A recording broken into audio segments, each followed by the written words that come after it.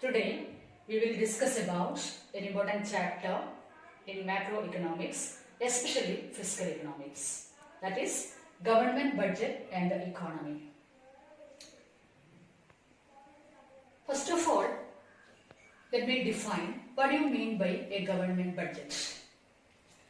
You might have heard about family budgets. Family budgets show income and expenditure of families. Like that, government budget also shows income and expenditure of a government. We know nowadays governments is the biggest macroeconomic units. All the governments are modern welfare governments have been doing a lot of functions for maximizing the welfare of the people. We have strong, powerful welfare governments nowadays. What do you mean by a government budget? Budget is an account, shows the estimated income and expenditure of a government. It is a master financial plan of a government. That is,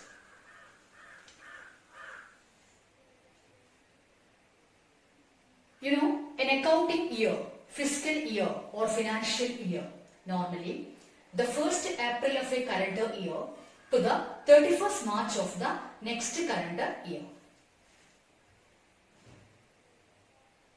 The policy relates to government budget is also known as fiscal policy. Fisc means public treasury. So, budgetary policy or fiscal policy, also known as financial policy, that is the policy of a government's finance, that is public finance. First, we have discussed about tools of fiscal policy. These are the important tools of fiscal policy. Number 1, public expenditure or government expenditure. Number 2, public revenue or government revenue or taxation.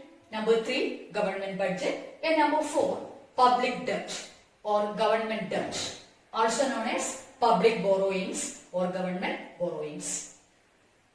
So what do you mean by public expenditure?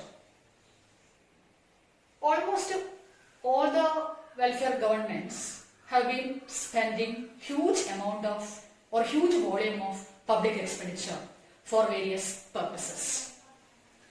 Public expenditure is the expenditure incurred by the government or by the public authorities, either to protect the citizens or for promoting their economic and social welfare.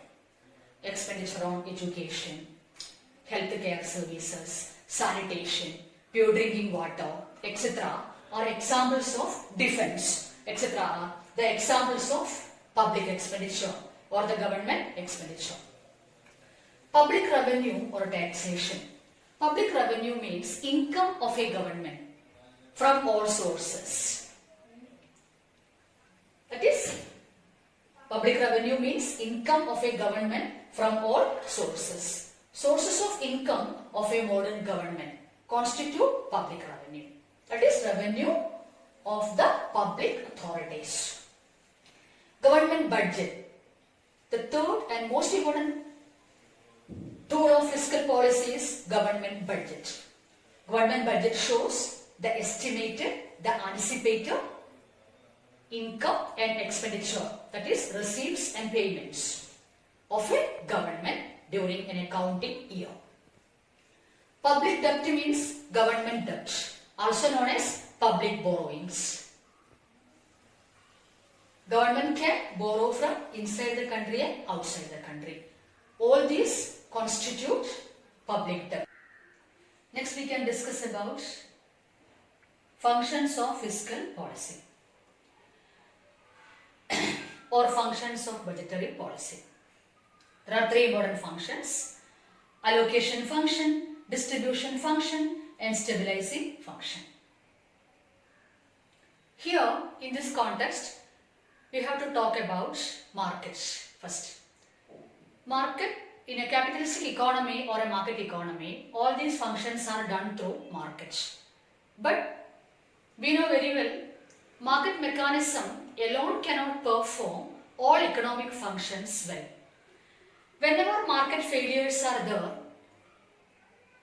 government through budget, provisions should be made by the government through budget so as to achieve these functions.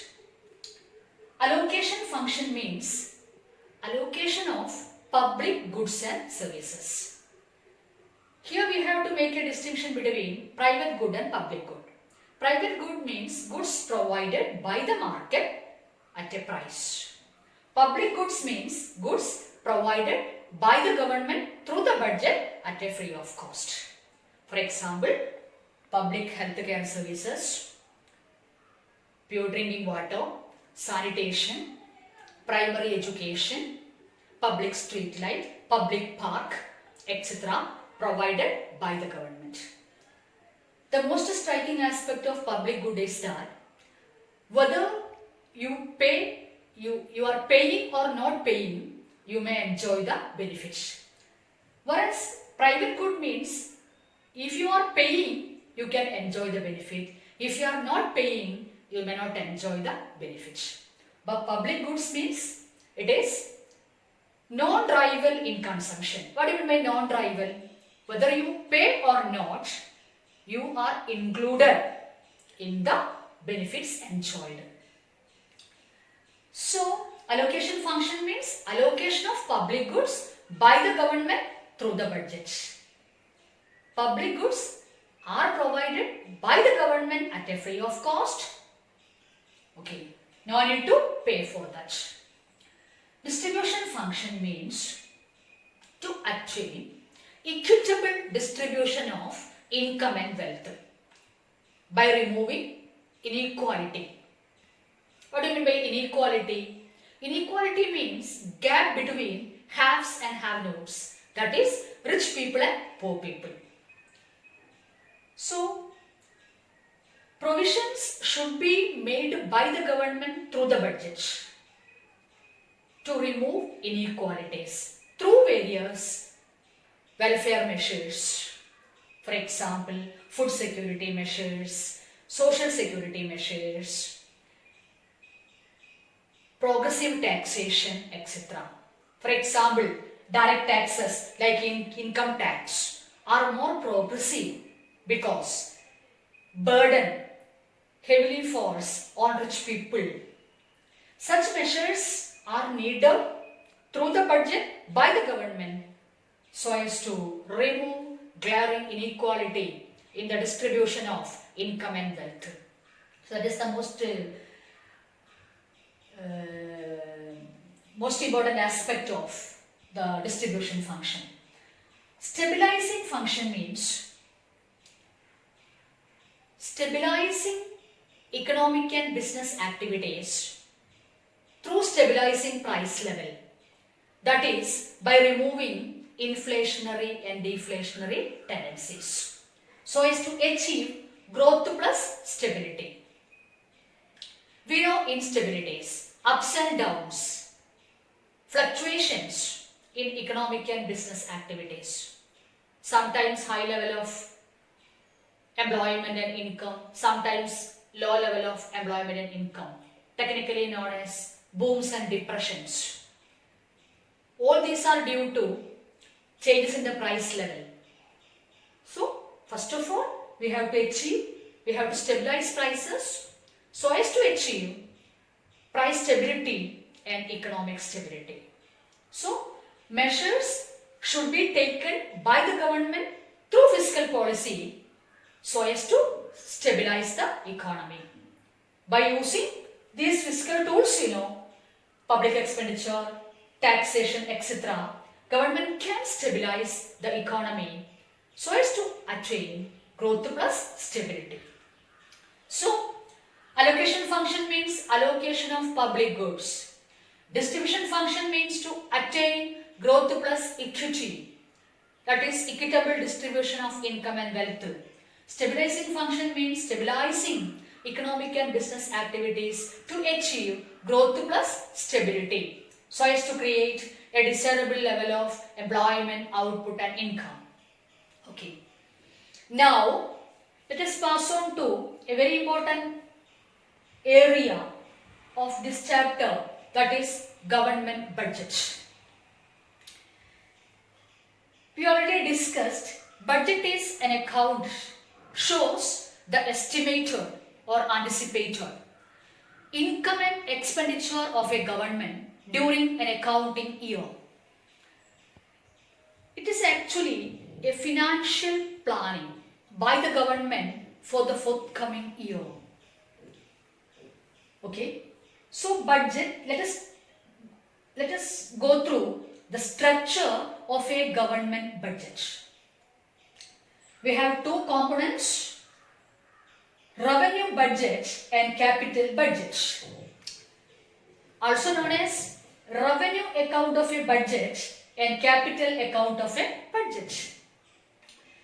Revenue budget includes revenue receipts and revenue expenditure. Similarly, capital budget includes capital receipts and capital expenditure. Receipts means income side, expenditure means payment side. So, what do you mean by revenue receipts? Revenue receipts are those receipts neither create liability nor reduce government's assets. Revenue receipts are those receipts neither create liability nor reduce government's assets. That is, it is not affecting the asset liability position of a government. It can be divided into two. Revenue receipts can be divided into two: tax revenue receipts and non-tax revenue receipts. Tax revenue receipts means the sources of revenue of a modern government through taxation. That is from direct taxation and indirect taxation. Direct taxes, income tax, corporation tax, etc. Indirect taxes, taxes on goods and services. And second division is non-tax receipts, non-tax. Sources of revenue of a government other than taxation, except taxation, like administrative revenues, like fee and fine, and commercial revenues, like profit of the public sector undertakings, etc. So, revenue receipts, we have two segments: tax receipts from direct and indirect taxes, and non-tax receipts like administrative revenues and commercial revenues. Now, revenue expenditure. Revenue expenditure is the normal running expenditure of a government, not creating any productive assets. For example, expenditure on administration, justice, police, arms, law and order, subsidies, interest payments, etc. It is not creating any productive assets. So, revenue budget means revenue receipts and revenue expenditure. Revenue receipts, tax receipts and non-tax receipts. Revenue expenditure consists of all these items. And revenue receipts are those receipts neither create liability nor reduce government's assets. Now, the second component is capital budget. Capital receipts and capital expenditure. Capital receipts are the receipts of a government either create liability or reduce government's assets. Either create liability or reduce government's assets. It is affecting the asset liability position of a government. For example, government borrowings or public borrowings, disinvestment, small savings by the public, loan recoveries, etc. Government borrowings is considered as a capital receipt. Why?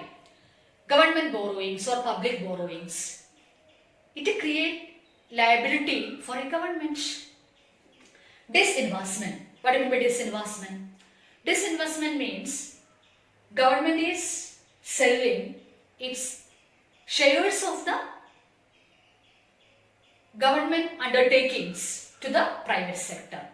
Disinvestment means selling off. Government is selling the equity or share capital or the shares of the public sector undertakings to the private sector. That is disinvestment. Disinvestment is considered as an item in the capital receipt because it reduces government's assets. Like the small savings by the public like provident fund contribution and loan recoveries etc. also included in the capital receipts. Capital receipts either create liability or reduce government's assets. Now capital expenditure. Capital expenditure are the expenditure incurred by the government for creating productive assets. That is for investment wise or capital formation or creation of productive assets, expenditure on land, building, shares, bonds, etc. Okay. So I hope you follow the structure of a government budget. Okay.